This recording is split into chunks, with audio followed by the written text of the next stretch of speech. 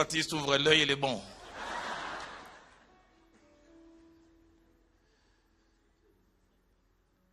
Je voudrais vous inviter à lire 3 portions des Écritures avec moi en ces jours.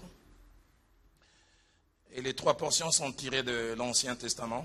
Les 2 premières sont tirées du livre de Samuel. Nous lisons d'abord le 2e livre de Samuel, au chapitre 15. Nous lisons du 12e au 17e verset. Et puis nous lirons le verset 23. Et puis les versets 30 à 31, 2 Samuel. J'entends les bruits de pages qui bougent encore. J'aimerais demander comment à l'école vous y êtes. Voilà, on a bien dit, nous y sommes. Pourquoi j'ai dit ça? Parce que chez nous, au pays, un jour, j'ai demandé aux gens de retrouver un passage. Et puis j'ai demandé, vous y êtes? Quelqu'un dit, oui, pasteur, nous y êtes. Il y a un français africain, vous savez. De Samuel 15, 12 à 17. Pendant qu'Absalom offrait les sacrifices, il envoya chercher à la ville de Gilo Achitophel et Gilonite, conseiller de David. La conjuration devint puissante et le peuple était de plus en plus nombreux auprès d'Absalom. Quelqu'un vint informer David et lui dit, le corps des hommes d'Israël s'est tourné vers Absalom. Et David dit à tous ses serviteurs qui étaient avec lui à Jérusalem, levez-vous, fuyons, car il n'y aura point de salut pour nous devant Absalom. Hâtez-vous de partir, sinon il ne tarderait pas à nous attendre et il nous précipiterait dans le malheur et frapperait la ville du tronçon de l'épée. Les serviteurs du roi lui dirent, tes serviteurs feront tout ce que voudra mon seigneur le roi. Le roi sortit et toute sa maison les suivait. Il laissa 10 concubines pour garder la maison. Le roi est sorti et tout le peuple le suivait et ils s'arrêtèrent à la dernière maison. Verset 23. Toute la contrée était en larmes et l'on poussait des grands cris au passage de tout le peuple. Le roi passa les torrents de Cédron et tout le peuple passa vis-à-vis du chemin qui mène au désert. 30 à 31. David monta la colline des Oliviers. Il montait en pleurant, la tête couverte. Il marchait nu-pieds et tout ce qui était avec lui se couvrit aussi la tête et il montait en pleurant. On vint dire à David, Achitophel est avec Absalom parmi les conjurés. Et David dit, ô Éternel, redis en ayant les conseils d'Achitophel. La seconde portion, nous lisons dans 2 Samuel, chapitre 16. Nous partons du 5e au 13e verset. Et puis nous lirons aussi 20, 21 et 22. David était arrivé jusqu'à Bachorim. Et voici, il sortait de là un homme de la famille et de la maison de Saül, nommé Shimei, fils de Guéra. Il s'avança en prononçant des malédictions. Et il jeta des pierres à David et à tous les serviteurs du roi David, tandis que tout le peuple et tous les hommes vaillants étaient à la droite et à la gauche du roi. Shimei parlait ainsi en les maudissant, va-t'en, va-t'en, homme de sang, méchant homme. L'Éternel ferait tomber sur toi tous les sangs de la maison de Saül, dont tu occupais les trônes. Et l'Éternel a livré le royaume entre les mains d'Absalom, ton fils. Te voilà malheureux comme tu le mérites, car tu es un homme de sang. Alors Abishai, fils de Thérouza, dit au roi, pourquoi ces chiens morts maudit-il le roi, mon Seigneur? Laisse-moi, je te prie, allez lui couper la tête. Et le roi dit, qu'ai-je à faire avec vous, fils de Thérouza? S'il maudit ce que l'Éternel lui a dit, maudit David, qui donc le dira, pourquoi j'ai tué ainsi? Et David dit à Abishai et à tous ses serviteurs, voici mon fils qui est sorti de mes entrailles en veut à ma vie. À plus forte raison, c'est Béjamite. Laissez-les, qu'ils maudissent, car l'Éternel lui a dit, peut-être l'Éternel regardera-t-il mon affliction et me fera-t-il du bien en retour des malédictions d'aujourd'hui. David et ses gens continuèrent leur chemin. Et Shimei marchait sur le flanc de la montagne, près de David, et en marchant, il maudissait. Il jetait des pierres contre lui. Il faisait voler de la poussière. Versets 20, 21 et 22. Absalom dit à Achitophel, consultez ensemble, et qu'avons-nous à faire? Et Achitophel dit à Absalom, va vers les concubines que ton père a laissées pour garder la maison. Ainsi tout Israël saura que tu t'es rendu odieux à ton père. Et les mains de tous ceux qui sont avec toi se fortifieront. On dressa pour Absalom une tente sur les toits, et Absalom alla vers les concubines de son père, aux yeux de tout Israël. Quel sacrilège. Nous terminons avec les psaumes 119. Et là, nous lisons deux versets, les versets 67 et puis les versets 71. Avant d'avoir été humilié, je m'égarais. Maintenant, j'observe ta parole. Verset 71. Il m'est bon d'être humilié afin que j'apprenne tes statuts. Les thèmes que Dieu a placés dans mon cœur et que je vais dans les minutes qui suivent partager avec sa grâce, c'est Dieu, loin de Dieu, et la correction. Dieu, son loin, et la correction. Alors que j'introduis ce message, que je crois du fond de mon cœur que c'est lui qui l'a placé, j'aimerais dire qu'il a placé ce message dans mon cœur avec trois buts, trois objectifs. Le premier but ou le premier objectif, c'est nous montrer, vous et moi, que Dieu est un Dieu des buts. Derrière chaque chose qu'il permet, il y a une raison d'être.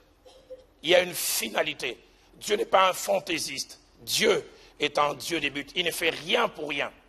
Il ouvre la porte pour que je sois élevé. Il me donne un ministère qui peut avoir une capacité d'atteindre. Il a un but.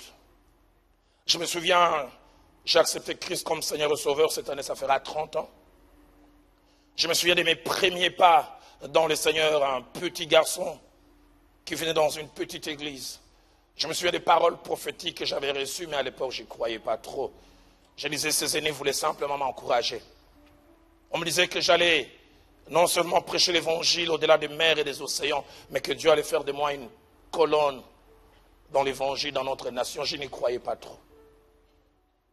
Mais il y a bientôt une quinzaine d'années, j'ai vu Dieu commencer à ouvrir les portes. Il y a 10 ans exactement, il y a un grand groupe chez nous, chaque 31 décembre, ils organisent une grande réunion où les chrétiens de tous les coins viennent, ils se retrouvent au grand stadium chez nous, le stadium des martyrs.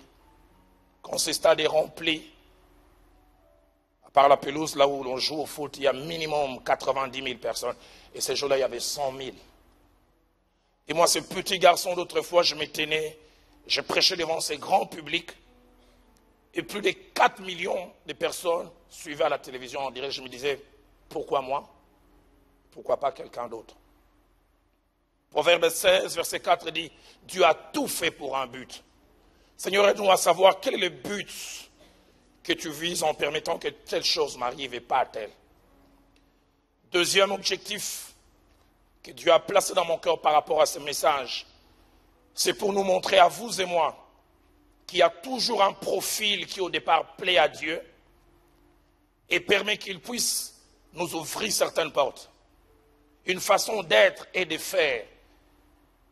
Mais le malheur, c'est que la plupart des fois, il y a un profil qui plaît à Dieu et qui permet que Dieu ouvre des portes pour nous, fasse des choses par et pour nous. Et quand Dieu commence à faire ces choses, nous cessons d'être les gens de personnes qui ont eu à toucher son cœur. Et des fois, nous devenons l'antithèse et même le contraire de cela. Seigneur, aide-moi à ne jamais perdre le profil qui t'a plu. Troisième but et troisième objectif pour lequel Dieu permet que je me tienne du haut de cette chair, c'est montrer que le Dieu de la Bible est un Dieu qui corrige ses enfants. Est un Dieu qui des fois utilise des moyens coercitifs, des moyens forts, qui des fois nous frappent, et en y mettant la manière et le but chaque fois pour lequel il peut laisser que nous passons par des moments difficiles, n'est jamais notre écrasement, encore moins notre anéantissement. Il y a toujours un but pédagogique, nous aider à prendre conscience de l'égarement et retourner dans les droits chemins. La première fois que j'ai lu ce passage au début de ma conversion, j'ai été choqué. Isaïe 53 au verset 10e, les prophètes parlent de la part du Seigneur Il dit, il a plu au Seigneur de les briser par la souffrance. Il y a des choses qui plaisent à Dieu et qui ne nous plaisent pas. Dieu a trouvé bon de les briser par la souffrance. S'il demandait notre avis, on dirait non, Seigneur, pas ce chemin. Mais au-delà de ces 3 buts et ces 3 objectifs, j'en ai conscience et même fortement que ce message suivi ici et plus loin à 3 publics cibles. Il est possible que vous et moi nous puissions nous retrouver dans l'un de ces publics. Les premiers publics cibles pour lesquels ce message s'adresse sont des hommes et des femmes qui rêvent d'aller quelque part avec Dieu, qui ont des promesses et qui s'attendent à ce que Dieu les prenne d'un point A pour les amener vers un point B meilleur, où ils deviendront utiles aux autres, et pourquoi pas aussi utiles à eux-mêmes. À ces personnes qui font partie de ces premiers publics, le message que Dieu m'a donné en ces jours va leur servir de vaccin et de préventif, pour dire attention, ce que vous désirez est bon, mais ça a un côté face, mais ça a aussi un côté pile. Il faut connaître les versants, les pièges et tout ce qui peut s'attacher à ce que vous désirez. Dans 1 Corinthiens chapitre 10 au verset 11e, après que l'apôtre Paul ait parlé des pérégrinations d'Israël, comment ils ont marché, comment quelquefois ils ont fauté, et Dieu les a repris, il prononce cette belle phrase. Il dit, ces choses leur sont arrivées pour nous servir d'exemple. Et elles ont été écrites pour notre instruction. Il y a des gens dont les parcours, la vie, avec les erreurs, les hauts et les bas, sont comme des matériels didactiques pour nous. Nous devons les observer en disant, ces genres d'erreurs amènent à ça. Mon père, depuis que je le connais, il a toujours été directeur d'école primaire, il n'a jamais connu de promotion. Et il a le sens des tournures. Quand je commençais à grandir, il m'a dit un jour à l'âge de 10 ans, il dit, Roland, dans la vie, il n'y a pas de nouvelles gaffes. Il n'y a que de nouveaux gaffeurs. C'est-à-dire les anciennes gaffes trouvent de nouveaux candidats pour tomber dedans. Il disait, celui qui n'apprend pas des erreurs des autres devient une référence demain. Plaise à Dieu que j'apprenne. Je n'ai jamais oublié. Après ma conversion, il y a un prédicateur que j'aimais beaucoup. Je vais même citer son nom, Jimmy Swaggart. Je l'ai connu par les cassettes VHS. 86, 87, c'était un ami à mon pasteur et j'ai suivi ces cassettes avec délectation. J'ai rêvé de prêcher comme lui. J'ai rêvé d'avoir l'impact qu'il avait. Je n'ai jamais oublié, en 99, j'arrive en Afrique du Sud et j'arrive vers Soweto, je vois quelqu'un avec une forme de lance-voix en train de parler, invitant les gens à une réunion. Et il me dit, il y a 10 ans quand il venait ici, les églises se fermaient, les instituts bibliques se fermaient. Tout le monde voulait l'écouter. Mais il m'a dit depuis maintenant 4 ans, personne ne l'écoute. On le regarde avec indifférence. Je suis rentré ce jour-là dans ma chambre d'hôtel, jeune prédicateur, j'ai dit Seigneur, aide-moi. Souvent on pense que ça n'arrive qu'aux autres. Préventif, vaccin. Mon deuxième public cible sont des hommes et des femmes qui sont déjà en train d'aller quelque part. Ils avaient eu des paroles, des promesses reçues de la part de Dieu, mais petit à petit, quelque chose a commencé à germer.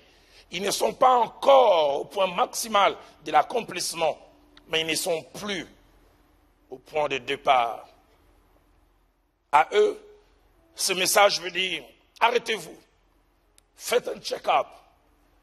Suis-je toujours le même? Suis-je toujours dans les bons? Bien que cela ne soit pas toujours un exercice facile, car ce n'est pas évident d'être jugé parti. Combien de temps en temps il est bon soi-même de s'arrêter et de se dire où est-ce que j'en suis dans ma marche avec Dieu. N'ai-je pas perdu des choses? Les vertus ne m'ont-elles pas quitté?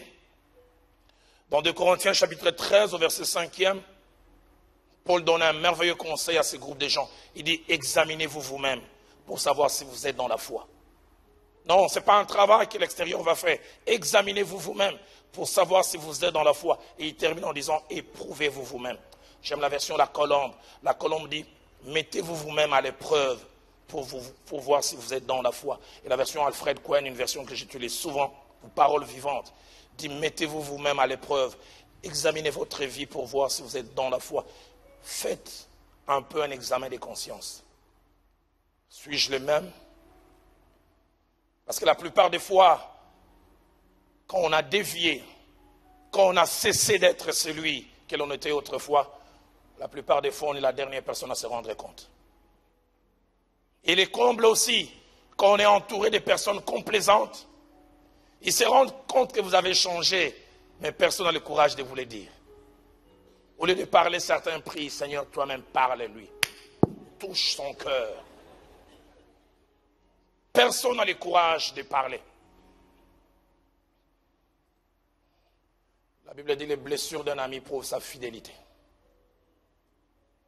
J'aime quand dans 2 Rois, chapitre 7, au verset 9e, sans l'aide de l'extérieur, sans l'aide d'un homme, 4 lépreux se sont arrêtés et ils ont évalué leurs actions.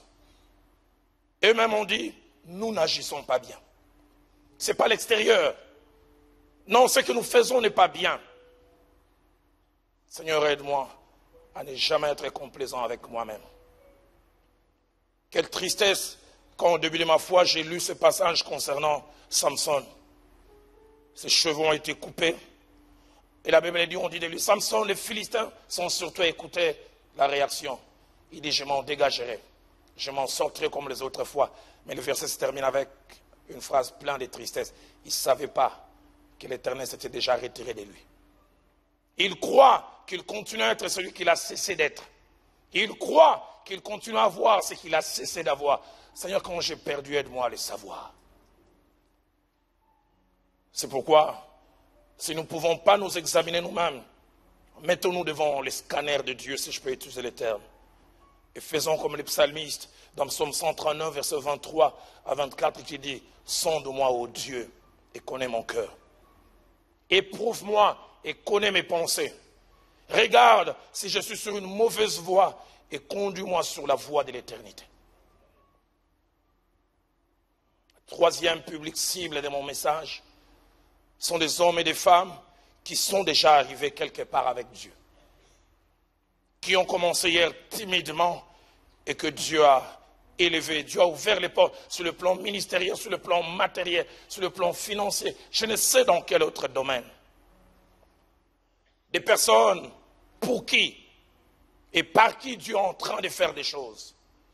Des hommes qui, à cause de ce que Dieu a fait, les regards des gens vis-à-vis d'eux a changé.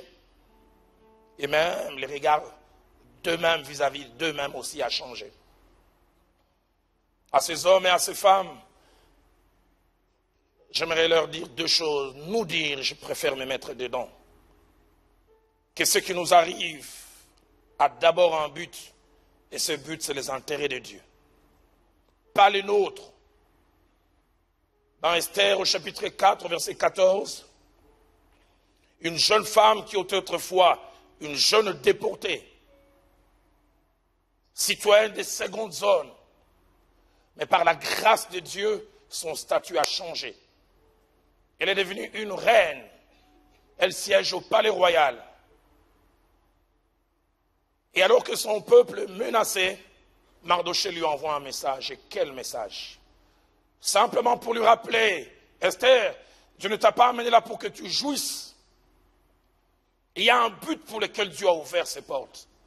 Et Mardochée lui fait dire, qui sait si ce n'est pour des temps comme ceci que Dieu a permis que tu parviennes là où tu es. À ces hommes et à ces femmes qui font partie de ces 3e public cible, dont je fais partie, je crois, les encourager, que dis-je, nous encourager à maintenir les profils qui ont attiré et touché les cœurs de Dieu. Qu'il est triste de voir les gens dévier. Je viens d'une famille très modeste. Là où j'ai grandi, je n'ai pas eu besoin du dictionnaire pour connaître la signification de la pauvreté. Je connais c'est quoi les manques. Mon jeune frère et moi, on dormait sur un lit qui n'avait pas 4 pieds, qui en avait 3. En général, quand on dort, on se lâche. Mais nous, en dormant, on était prudents. Tellement c'était dur, dur. Jamais oublié, je commençais à m'intéresser aux jeunes filles. J'avais 14-15 ans et ma mère m'envoyait avant d'aller à l'école l'après-midi, d'aller vendre les beignets devant une école. Et une école de jeunes filles en plus. Et puis en plus dans cette école, il y avait une jeune fille à laquelle je m'intéressais. Vous savez, un vrai vendeur prie pour que les acheteurs viennent. Et je viens en place avec mes beignets, j'ai boudé. Et qui je vois avancer la fille, j'ai tourné mon dos. Elle s'est avancée, elle a dit, beignet, beignet, j'ai dit, il n'y en a pas.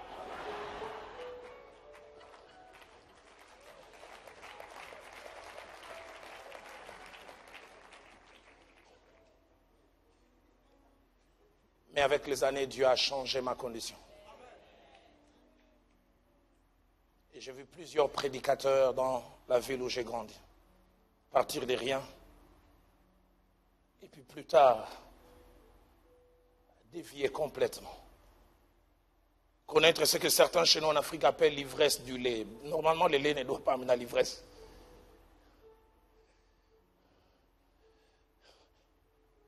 De Chroniques 26, verset 16. J'ai découvert ce passage 2 ans après ma conversion et ça m'a fait trembler. Ça parlait d'un jeune homme, il s'appelait Osias. Il a commencé frêle et faible et Dieu l'a soutenu. Et la Bible dit, mais lorsqu'il fut puissant, son cœur s'éleva pour les perdre. Il pécha contre l'Éternel son Dieu. Au plaise à Dieu que ce message que Dieu fait sortir par ce monsieur venu de Kinshasa, les Congos les bons,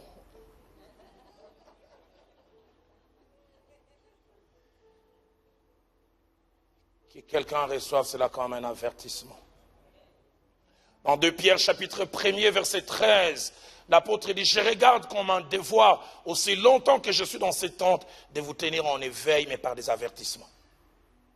Toujours, l'apôtre dans 2 Pierre 3:1 dit, voici déjà bien aimé la seconde lettre que je vous écris, dans l'une et dans l'autre, je cherche à éveiller par des avertissements votre saine intelligence. L'avertissement a 2 aspects. Le premier aspect de l'avertissement, il y a une information. Et deuxième aspect de l'avertissement, cette information appelle un réajustement. Je suis en train de marcher, et puis je vois subitement écrit, attention, fil électrique, 6600 volts, avertissement. Cette information me dit, adapte maintenant ta marche par rapport à ce qu'on vient de te dire, sinon, quelque chose de tragique peut arriver. Et les 2 premiers passages que nous avons lus de 2 Samuel nous rapportent des moments difficiles vécus par le roi David. Des moments difficiles qui les touchent à plusieurs niveaux. Ça touche son âme, ça touche son corps et même ça touche son esprit. Il connaît des situations qui touchent son amour propre, sa réputation, sa valeur en tant que personne sont touchés, il est presque dévalué.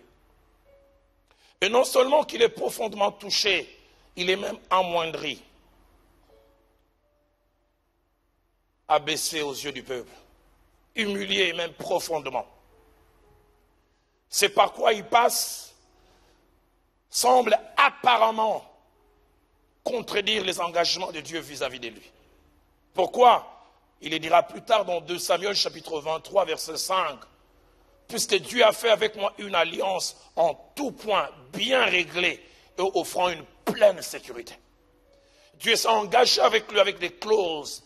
Voilà ce que je ferai avec toi. La version française courant dit, il a conclu avec moi une alliance perpétuelle, fixée par des règles qui la préservent. Mais écoutez ce que la fin dit, en toute occasion, il m'assure la victoire. Ça c'est l'engagement de Dieu vis-à-vis de lui. Et bien plus encore, les psaumes 89, verset 21 à 23, qui est un peu un condensé de cet engagement de Dieu vis-à-vis de lui. Écoutez ce qui est dit. J'ai trouvé David, mon serviteur. je les oins de mon huile sainte. Et Dieu dit, ma main les soutiendra. Et mon bras les fortifiera. Quelle merveilleuse promesse. Mais Dieu ne s'arrête pas là. Non seulement qu'il va les soutenir, non seulement que son bras va les fortifier, il dit, l'ennemi ne les surprendra pas. Et le méchant ne l'opprimera point. La version française courant dit du verset 23, l'ennemi ne pourra les surprendre et les rebelles ne pourra pas l'humilier. La version Nouvelle Bible seconde dit, l'ennemi ne le surprendra pas et l'homme injuste ne l'humiliera pas. La version La Colombe dit, l'homme injuste ne l'affligera pas. Mais qu'est-ce qui se passe qu'Absalom l'afflige? Qu'est-ce qui se passe qu'Absalom les rebelles l'écrase?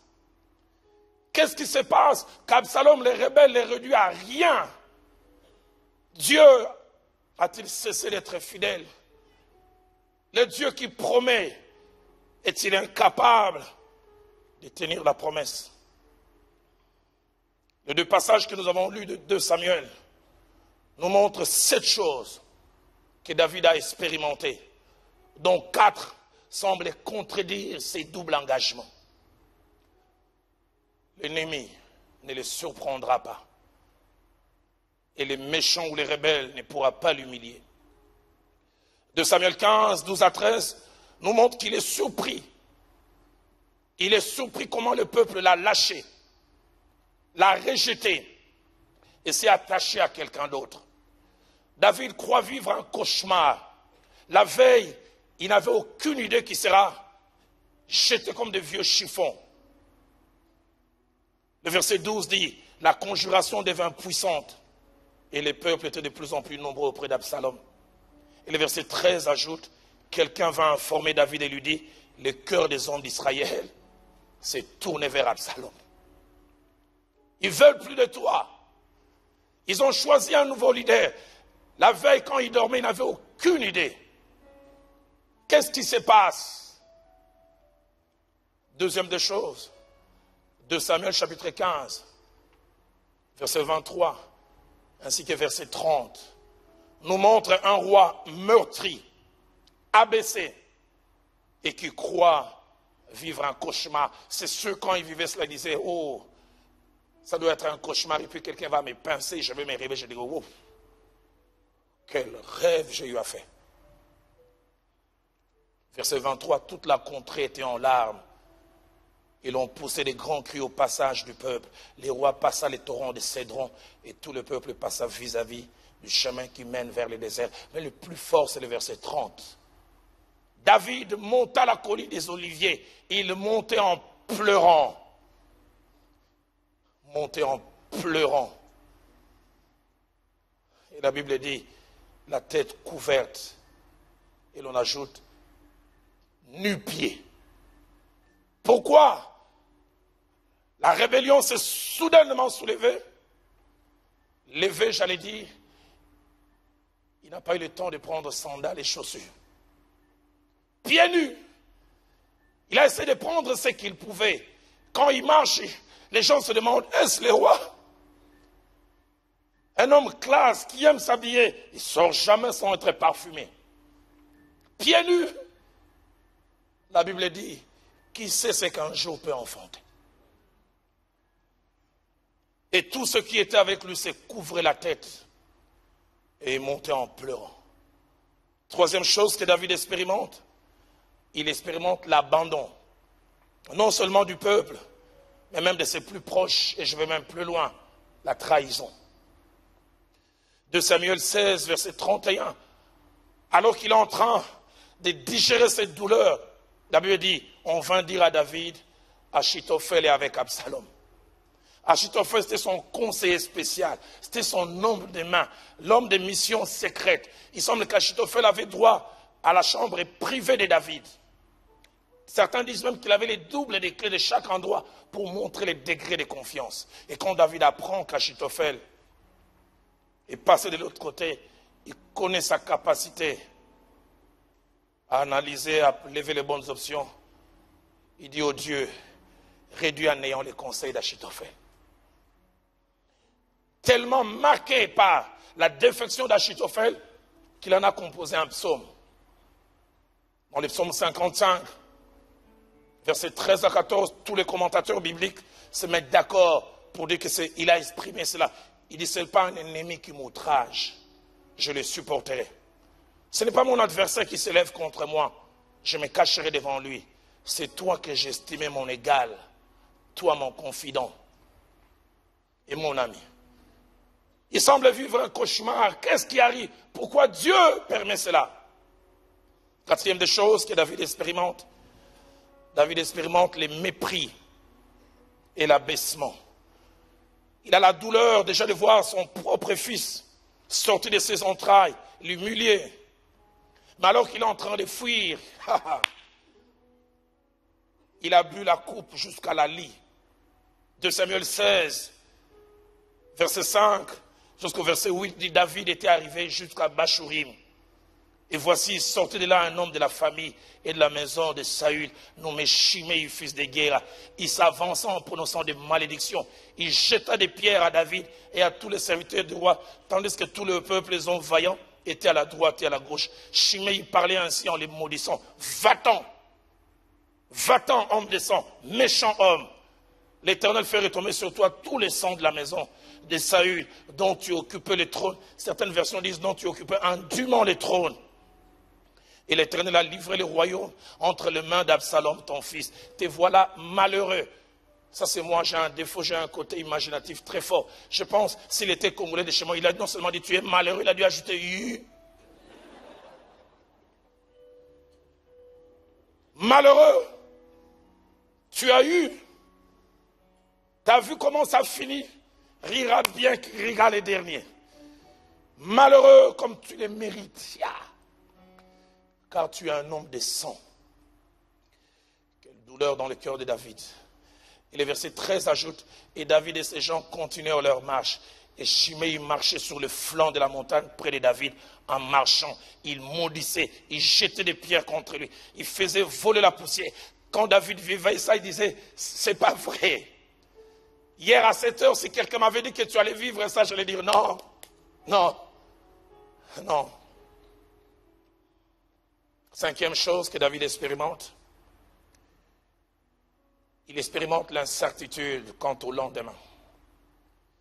Lui qui depuis une trentaine d'années maîtrise tout, il fait des projets sur 5 ans, sur 10 ans, subitement, il n'a de certitude que par rapport au passé qui ne peut changer, un peu de certitude par rapport au présent, mais il ne maîtrise pas demain. De Samuel 15, verset 20, alors que Itaï, des Gath, ces Philistins qui avaient rejoint son équipe, veut lui proposer de rester à ses côtés. Écoutez les propos qui sortent de la bouche de David. Il dit, tu es arrivé d'hier et aujourd'hui, je te ferai errer avec nous ça et là. Quand moi-même je ne sais où je vais. Celui qui la veille maîtrisait tout, il ne sait plus vers quelle direction il doit aller. J'aime ces instants où Dieu seul sait ce qui va arriver. Où les hommes en général, même les hommes de Dieu ne savent pas. J'aime ces instants où l'orgueil de l'homme est abaissé et il vient dépendant de Dieu. Seigneur, ma vie est entre tes mains.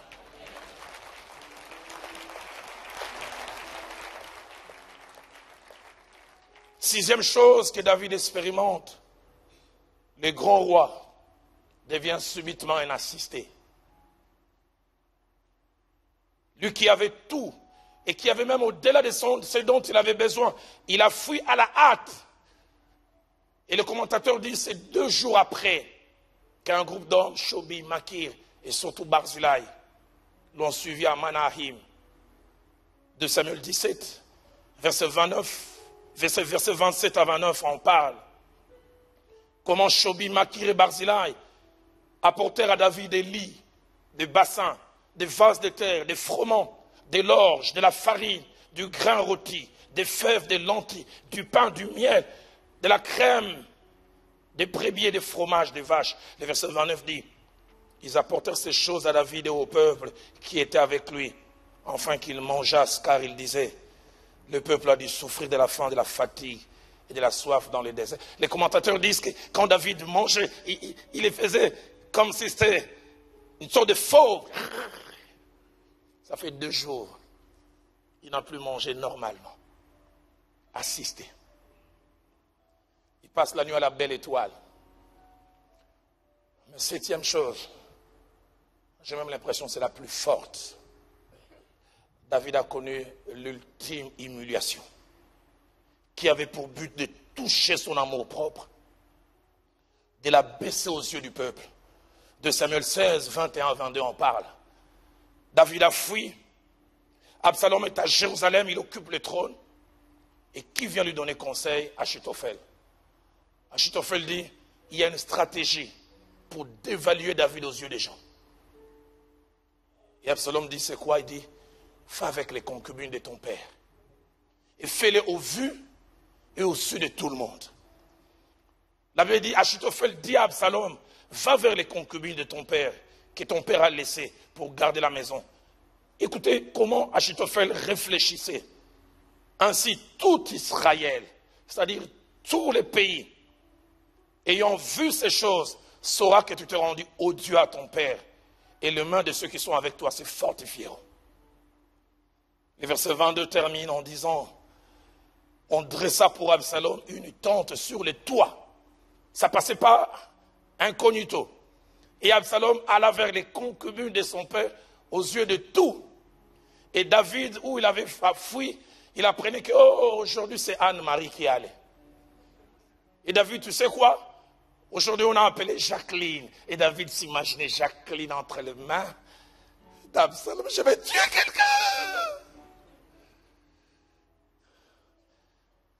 Pourquoi Dieu laisse que son oint vive ça?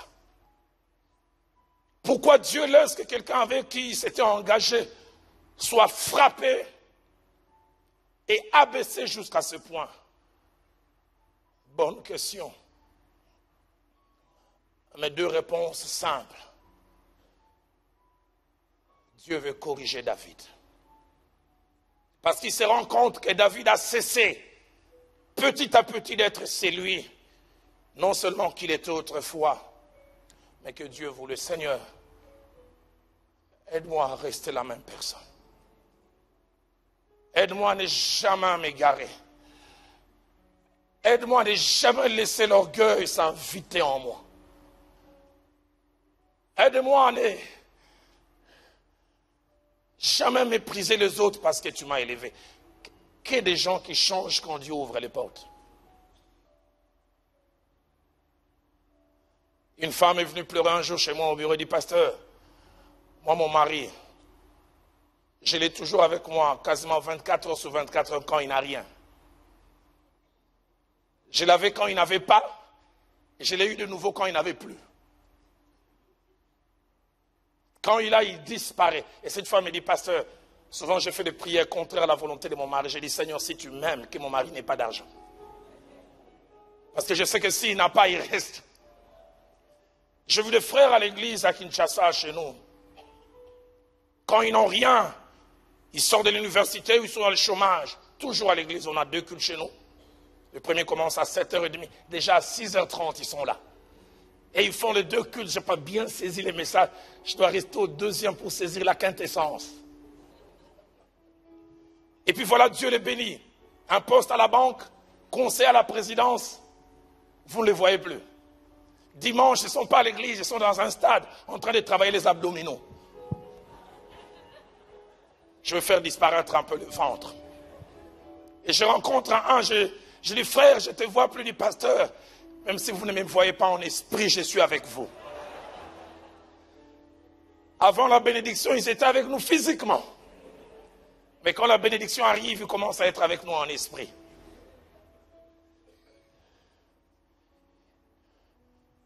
Seigneur, aide-moi à ne jamais cesser d'être celui que je dois être, celui qui t'a plu. L'orgueil, la suffisance. Mais deuxième des choses pour lesquelles Dieu permet cela, non seulement qu'il veut corriger, mais Dieu se sert d'Absalom pour extirper le mal qui a commencé à prendre place en lui.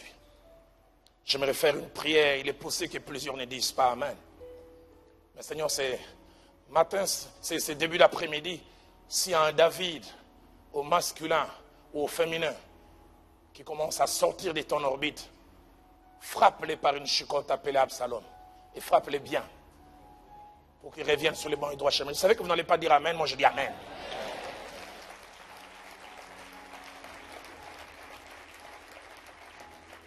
Actes des Apôtres, chapitre 13, au verset 22, nous parle de deux actions de Dieu, rejet d'un homme et choix d'un autre.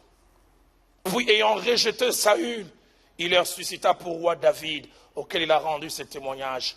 J'ai trouvé David, fils d'Isaïe, homme selon mon cœur, qui accomplira toutes mes volontés. Quand il dit toutes mes volontés, qui va prendre les rêves que j'ai pour cette nation et les implémenter. Et quand David a commencé, Dieu s'est réjoui.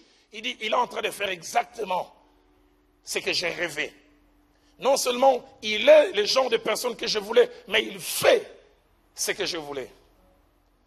Mais avec le temps, David a commencé à devenir la caricature du rêve de Dieu. Et Dieu regarde du haut de son trône et dit, j'ai l'impression que David commence à être un Saül bis. Il est en train de tomber dans le même travers. Quand il a commencé, quel merveilleux homme il était. Combien nous commençons bien, la Bible dit, mieux vaut la fin d'une chose que son commencement. Quand il a commencé, il était l'homme selon le cœur de Dieu et connaissait le but pour lequel Dieu l'a placé. Il a d'abord ramené l'arche, chose à laquelle Saül n'a même pas pensé. Parce qu'il voulait la présence de Dieu au milieu de son peuple. Deuxième chose qu'il fait, il a placé la louange, l'adoration et la célébration au milieu de son peuple. Il a choisi des lévites et des sacrificateurs qui ont commencé à tenir un culte infini. Mais troisième des choses, il a fait de la justice sa priorité. Pourquoi? Parce qu'il a vu vers la fin du règne de Saül, l'injustice prendre la place. Les mépris du droit des autres. 2 Samuel chapitre 8 verset 15 résume un peu le début du règne de David. Non seulement ce qu'il faisait, mais ce qu'il faisait la joie du cœur de Dieu. David régna sur Israël et il faisait droit et justice à tout le peuple. Sans distinction des classes sociales. La version Nouvelle Bible et Seconde dit ceci. Il agissait envers tout son peuple selon l'équité et la justice. La version Parole de vie dit, il gouvernait tout son peuple avec justice en respectant la loi. La version français courant dit encore mieux, il rendait justice avec impartialité à l'égard de tout le peuple. Mais ça, c'était le début. Qu'êtes-vous en train de devenir? Quel genre de personne je suis en train de devenir? Parce que Dieu ouvre les portes. Quand il était tout petit, quand il faisait ses premiers pas, David connaissait les bornes et les limites établies par Dieu. Et quand il voulait dépasser les bornes et les limites, son cœur se mettait à battre à la chamade. Le jour où il a voulu couper le pan de la robe de Saül, son cœur s'est mis à battre. Quelqu'un a dit la gloire et l'élévation sont des révélateurs. On ne connaît jamais véritablement quelqu'un tant qu'il n'a pas touché à la gloire, à l'élévation. Le vrai caractère de quelqu'un se révèle quand il a certaines choses. Et la même personne qui accède à la royauté, celui qui sentait son cœur battre quand il voulait dépasser les bornes, désormais il est roi. Il voit la femme d'autrui en train de se baigner. Le premier coup d'œil accidentel, il n'est pas fautif. Et puis il dit, amenez-la moi. De qui était l'épouse d'Uri et Étienne, comme pour dire, Dieu a placé des barrières qu'on ne puisse pas la toucher. Mais quand il est devenu grand, les barrières, c'est pour les autres. Et l'homme dont il est en train de prendre la femme est sous le champ de bataille, en train de se battre pour conserver sa royauté. Et lui, il est en train de détruire cette femme. Et non seulement qu'il détruit cette femme quand il apprend que la femme est enceinte, il dit, Uri doit mourir. C'est lui qui faisait justice. Il écrit un courrier à Joab. Place-les au plus fort du combat, qu'il meure. Seigneur, épargne-nous des Joab qui font le sale boulot pour couvrir les péchés de David.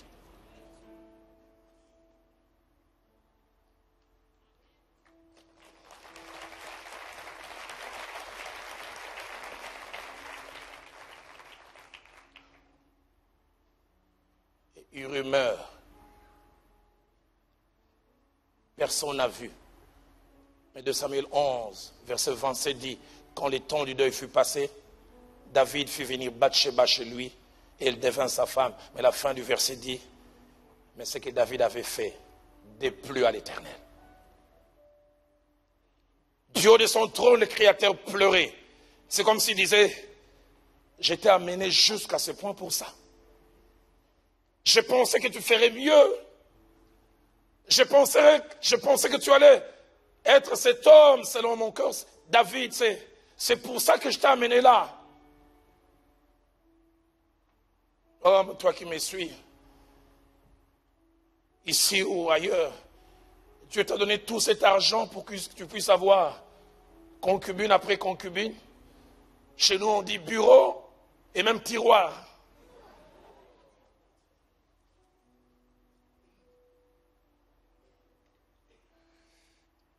J'ai un frère de l'église, quand il n'avait rien, il avait sa seule femme. J'ai appris maintenant, il en a 24. Un jour, je l'ai rencontré, il m'a regardé dans les yeux et dit, moi, je suis l'adjoint de Salomon.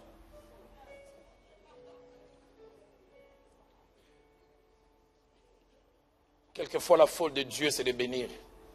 Quelquefois, l'erreur de Dieu, c'est de nous ouvrir des portes. Injustice. Et c'est à ce moment-là que Dieu décide, ça doit s'arrêter. La plupart des fois, en lisant 2 Samuel 15, versets 3 à 4, nous parlons des propos, des attitudes d'Absalom. Manipulateur, profiteur. Mais ces deux versets sont révélateurs. Ça montre non seulement l'état d'esprit de David, mais même de son entourage. C'est lui qui rendait justice. La Bible dit, quand les gens allaient vers David pour trouver justice par rapport à leurs problèmes, Absalom se tenait et disait, vois ta cause est bonne et juste, mais personne de chez les rois ne t'écoutera. Certes, il a profité de cette situation, mais tous les commentateurs disent c'est ce qui s'est passé. Pourquoi? Parce que David a fait un virage à 180 degrés. Celui qui était bon dès le départ, il n'a plus le temps ni pour Dieu, ni pour son peuple. Le roi David est devenu un jouisseur.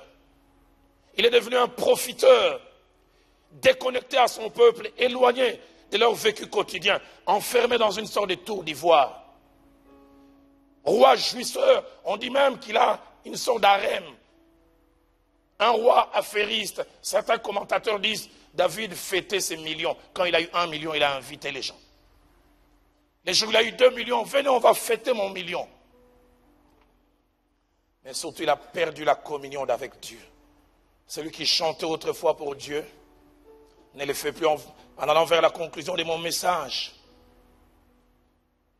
J'aimerais dire que la vie de David, en étudiant dans la parole de Dieu, peut être subdivisée en 5 temps ou 5 parties. Et chacune de ces parties a un contenu. Il est mort à 70 ans. Et de 0 à 70 ans, il a composé 73 psaumes parmi les 150. Retenez ces chiffres, ça aura toute son importance tout à l'heure. La première partie de la vie de David, c'est de 0 à 17 ans, jusqu'à la victoire sur Goliath et à l'introduction au palais royal.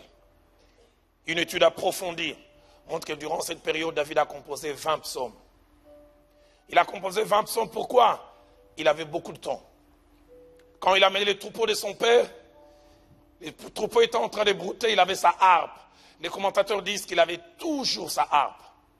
Et il se mettait à chanter. On a trouvé 2 bouts de pierre sur lesquels il était écrit, quand David chantait, les anges s'arrêtaient de célébrer au ciel parce que Dieu voulait jouir de ça.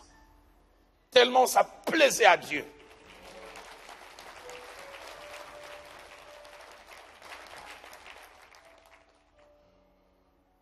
C'est durant cette période qu'il a composé les fameux psaumes 23. L'Éternel est mon berger. Je ne manquerai de rien. 20 psaumes, sur les 73, j'ai fait un peu de statistiques, ça fait 27% des psaumes. Et puis vient la deuxième partie de la vie de David. C'est entre 17 et 30 ans. Quand il a fui le palais et que le roi Saül cherchait à les tuer, il a commencé à se cacher à gauche et à droite. Il est devenu un chef de bande, un général d'armée. S'est caché dans les cavernes, allant même chez les Philistins, sans domicile fixe. Et durant cette période, les historiens disent qu'il avait plus besoin de son épée, parce qu'il devait se battre. Mais on a retrouvé un deuxième écriteau qui dit, David ne se séparait jamais de sa harpe. Il avait à sa main droite l'épée, mais à sa main gauche la harpe. Et pourquoi? Parce qu'il savait que l'épée trouvait sa force de la harpe. Je ne peux me séparer de la harpe. Et c'est durant cette période qu'il a composé plusieurs psaumes. Dans les psaumes, quand il était entouré par le roi Saül, il a levé la main en chantant, il a dit, mes destinées sont entre tes mains. Et alors que le roi Saül était à deux doigts de l'écraser, il s'en est retourné. 25 psaumes il a composé durant cette période. 34% sur les 73. Et si on prend la première et la seconde partie, 51 psaumes. Et puis vient la troisième période de la vie de David. C'est la période allant de 30 ans à 65 ans, 35 ans, quand il devient roi. D'abord déjà à Hébron, et puis sur tous les pays. Vous savez la meilleure? Durant ces 35 ans, David a composé 4 psaumes. Et les 4 psaumes, durant la première année et demie, il est encore un peu attaché à Dieu, il a le temps. Désormais, c'est le grand roi qui tient la réunion des conseils de sécurité, qui doit signer des contrats avec les autres. Quand il voit la harpe, il dit, harpe, je ne t'ai pas oublié. J'ai vraiment le désir, mais harpe, tu me comprends. Il ne chante plus. 4 psaumes, c'est-à-dire 0,5% de tous les 73, durant 35 ans. Qui êtes-vous? Qui suis-je? Après que Dieu a ouvert les portes. Et puis vient la 4e partie de la vie de David. C'est la révolte d'Absalom. Vous savez, tous les étudiants de la Bible disent que la révolte d'Absalom n'a duré que 4 jours. 4. Et vous savez quoi? Durant les 4 jours, c'est lui qui depuis 33 ans et demi ne composait plus de psaumes. Durant les 4 jours, David en a composé 14. Quelquefois, il n'y a pas mieux que les fouets du chômage, les fouets de je ne sais quoi, pour revenir à Dieu.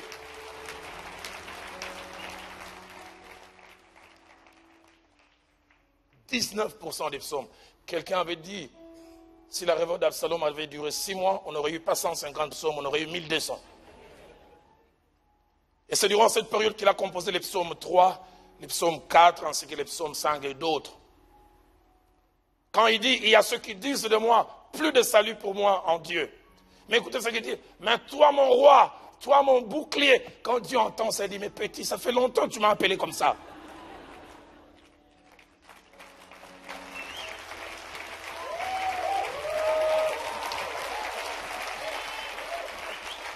Combien de fois les fouets nous ramènent? J'ai vu des gens être frappés par un fouet, appelé Absalom, ce fouet de la maladie, revenir à Dieu. Vous n'avez pas besoin d'être paralysé sur un lit pour dire, Seigneur, pardonne-moi. Je redeviens celui que j'étais.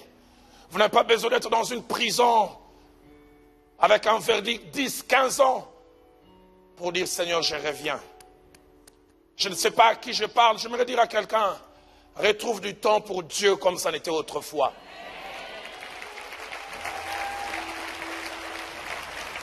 J'aimerais aller même plus loin parce que l'Esprit me le met à cœur. Plus vous montez, vous ne trouverez jamais du temps pour Dieu, il faut le créer. Et ce temps que l'on crée, c'est quelquefois en élaguant certaines activités. Parce qu'on s'est dit, la présence de Dieu, c'est la priorité pour moi.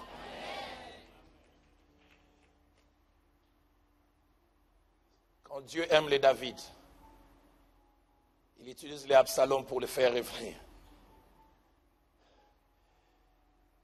Cinquième et dernière période de la vie de David, c'est une période de 5 ans. Après la chute d'Absalom, jusqu'au soir de sa vie. Et bizarre, celui qui durant 33 ans et demi ne chantait plus, durant ces 5 ans, il a composé encore 10 psaumes. Et les commentateurs disent, désormais au palais royal, on entendait le bruit de la harpe. Et tout le monde veut voir, il y a un avant et un après la révolte d'Absalom. Les rois désormais trouvaient du temps pour chanter pour Dieu. Entre deux audiences, les gens disaient, mais qu'est-ce qui s'est passé? Seigneur, merci pour les Absalom.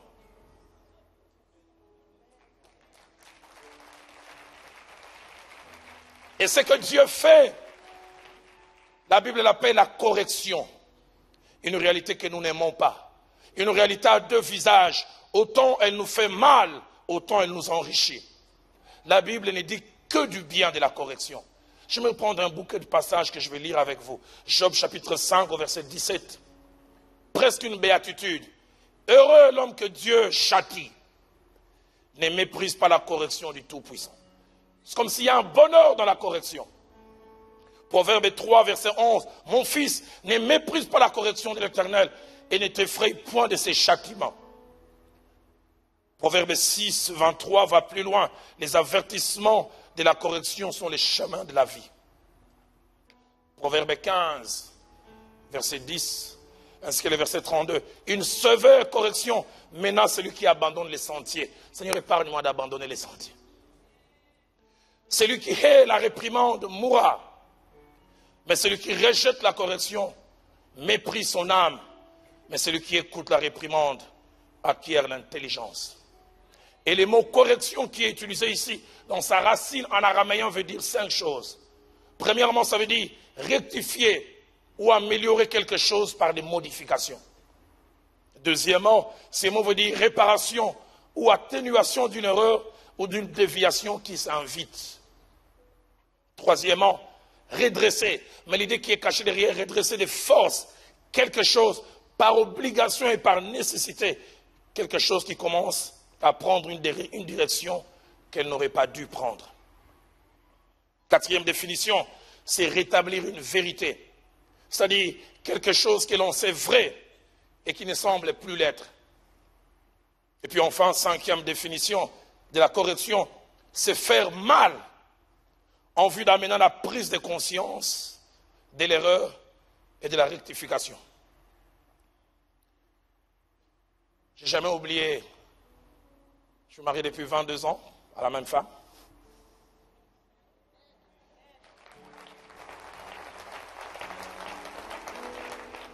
Et on a 4 merveilleuses filles. Notre aînée aura 22 ans cette année, elle a servi de cobaye. C'est avec elle que j'ai appris à être papa avec des ratés. Je me suis un peu amélioré avec la deuxième, c'est avec la troisième que j'ai maîtrisé les sujets. Mais je n'ai jamais oublié, elle avait 1 année et demie. Je lui avais donné des conseils. Younis, il ne faut jamais toucher au livre de papa. Les jours où tu touches au livre de papa, papa va sévir. Un jour, je rentre dans mon petit bureau, je trouve mes livres par terre, elle est en train de nager dedans. Chez nous en Afrique, on a tendance à dire que les enfants sont innocents. Il y a une phrase qu'on utilise, les enfants sont des anges purs. Et ce jour-là, j'ai déchanté. Parce qu'elle avait 1 année et demie, je l'ai appelée, j'ai dit, Younis, qu'est-ce que tu as fait? J'ai renversé le livre de papa. Et qu'est-ce que papa avait dit? Si l'on touche à ce livre, papa avait dit, si on touche au livre, il va pardonner.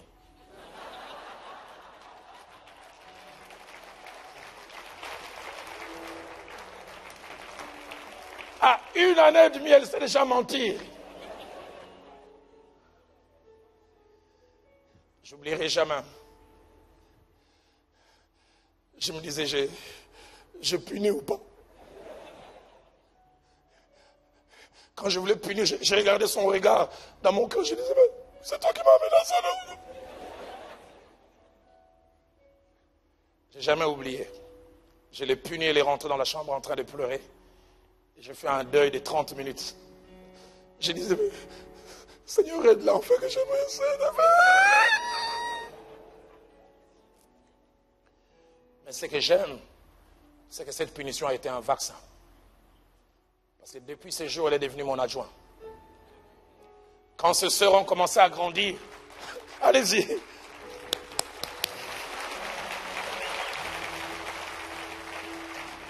Quand ces sœurs ont commencé à grandir, j'ai 4 filles. Si quelqu'un s'approche de la bibliothèque, il dit attention hein, au livre de papa.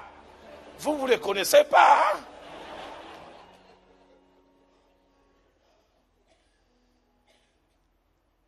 Notez ces choses et je termine. Attaché à la correction. La première, je vais mentionner 5 choses. La première, c'est que la correction est un signe d'amour de Dieu. Chaque fois que Dieu nous corrige, c'est une manière de nous dire qu'il nous aime, qu'il tient en nous et ne veut pas nous perdre. Il veut simplement enlever en nous tout ce qui ne lui plaît pas. Hébreux 12, verset 8 dit, si vous êtes exempts du châtiment auquel tous ont part, vous êtes donc des enfants illégitimes et non des fils. Quand il me frappe, c'est une manière de me rappeler, tu es un vrai et je tiens à toi. Deuxième des choses, nous n'aimons pas la correction, mais elle est quelquefois nécessaire. Hébreux 12, verset 11 dit, il est vrai que tout châtiment semble d'abord un sujet de tristesse et non de joie, mais il produit plus tard, dites avec moi plus tard, pour ceux qui ont été ainsi exercés un fruit paisible et de justice. Ça fait mal maintenant, mais ça nous guérit. Troisième chose, les vrais enfants de Dieu acceptent et apprécient la correction qui vient de Dieu, car il sait que c'est pour son bien. Hébreux 12, verset 7 dit, supportez les châtiments, c'est comme des fils que Dieu vous châtie, car quel est le fils qu'un père ne châtie pas. Quatrième et avant-dernière chose, un véritable enfant de Dieu, mature. J'ai appris que depuis un bon bout de temps, les pasteurs Yvon parlent de la maturité. Mature, lucide et clairvoyant, finit par reconnaître les bienfaits de la correction, soit pendant que Dieu est en train de les corriger ou après. Dans Psaume 119 que nous avons lu au départ, le verset 67, après que David a été corrigé par Dieu, écoutez ce qu'il dit, avant d'avoir été humilié, je m'égarais. Je sortais de l'orbite. Je devenais quelqu'un d'autre. Et maintenant, j'observe ta parole. C'est l'humiliation qui m'a fait revenir vers le bon et le droit chemin. Il ajoute au verset 71, bizarre. Il dit, il m'est bon d'avoir été humilié. Les termes bons qu'il utilise dans la racine en araméen veut dire profitable, enrichissant. Ça a été enrichissant cette humiliation. Ça a été profitable, ça a apporté un gain afin que j'apprenne tes statuts. Une autre version même dit, afin que je réapprenne quelle est ta volonté. Et je termine en mentionnant la 5e chose. La correction ou les châtiments ne sont pas des fatalités. Qu'est-ce que je veux dire par là? Ils sont évitables. Et même on doit les éviter. Mais la meilleure manière d'éviter la correction de Dieu, c'est de ne jamais perdre les profits. Si nous restons le même, le fouet appelé Absalom va chômer. Ça ne va jamais tomber sur nous. Mais si nous cessons d'être ces hommes et ces femmes dont le profil a plu à Dieu, sa main puissante va tomber sur nous.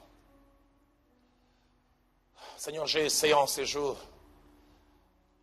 avec des mots maladroits, avec des paroles alignées les unes après les autres. J'ai essayé de parler à ton peuple. Seigneur, l'ai-je bien fait?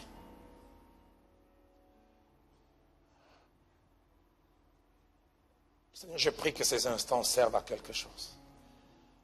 Père, je prie que dans la vie d'un homme, il y a un avant et un après.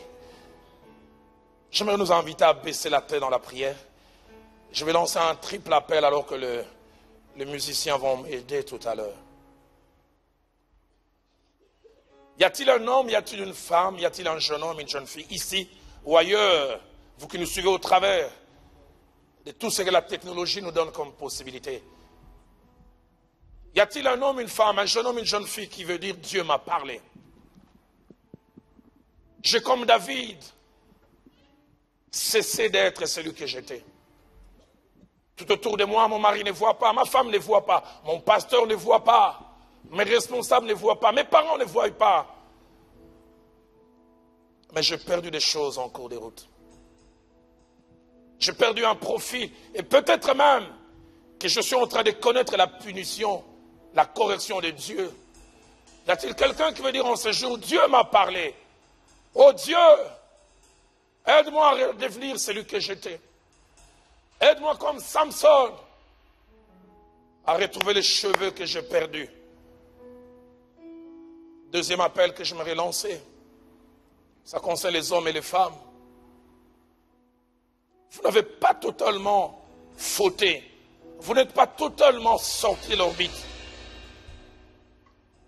Mais vous êtes en train de le faire. J'aime la sincérité d'Asaph qui dit, mon pied était sur le point de glisser. Vous êtes à peine. C'est comme une germination, c'est pas encore aller loin. Et Dieu a voulu utiliser cet homme venu d'Afrique pour vous dire stop. Comme un feu orange. Vous dites attention. Y a-t-il quelqu'un qui veut dire, pasteur, Dieu m'a parlé. Et je ne veux pas aller plus loin dans l'égarement. Mais le troisième et dernier appel, y a-t-il un homme, y a-t-il une femme? Tu es dans les bons. Mais quand j'apportais ce message, ton cœur brûlait, comme les disciples sur le chemin d'Emmaüs. Et tu sais que ce message est pour toi un vaccin. Et tu lui dis, pasteur, prie pour moi. Afin que quel que soit le degré d'élévation, que je ne m'égare pas. Que je ne perds pas les profils. Je ne veux pas être un autre David. Afin qu'il n'y ait pas un autre Absalom avec son fouet. Y a-t-il quelqu'un qui veut répondre au premier, au deuxième ou au troisième appel? Ceux qui veulent répondre au troisième appel vont simplement s'élever. Mais ceux qui veulent répondre au premier ou au deuxième, s'il vous plaît, alors que les cantiques seront en train de jouer, venez ici devant. L'avait dit, aujourd'hui, si vous entendez sa voix, n'endurcissez pas votre cœur. Attirez-moi à toi. Ne me laisse pas. Y a-t-il quelqu'un qui peut chanter ce cantique comme une prière, comme un cri qui sort du plus profond de lui? Je veux tout abandonner. Je veux restaurer notre amitié. Restaurer notre amitié. J'aimerais qu'elle redevienne ce qu'elle était autrefois. Tu es mon désir. Et ce jour, je dis, je ne veux que toi, pas quelqu'un d'autre. Je ne veux que toi. Rien ne peut te remplacer. Il n'y a pas de substitut. Rien ne peut te remplacer. Près de toi, je suis assuré. Dans tes bras, je suis rassuré. Donne-moi ta boussole pour me montrer la voie, les chemins. Montre-moi la voie. Celle qui ramène à toi. Ramène à toi. Alléluia. Tu es tout pour moi. Sans toi, Sans toi, je ne peux vivre. tu es tout pour moi, Seigneur. Tu es tout pour moi. Alléluia. Garde-moi près de Tu es tout, tu es tout. Tu es tout pour moi. Sans toi, sans toi, Je ne peux vivre. tu es tout pour moi. Tu es tout pour moi. Garde-moi près de toi.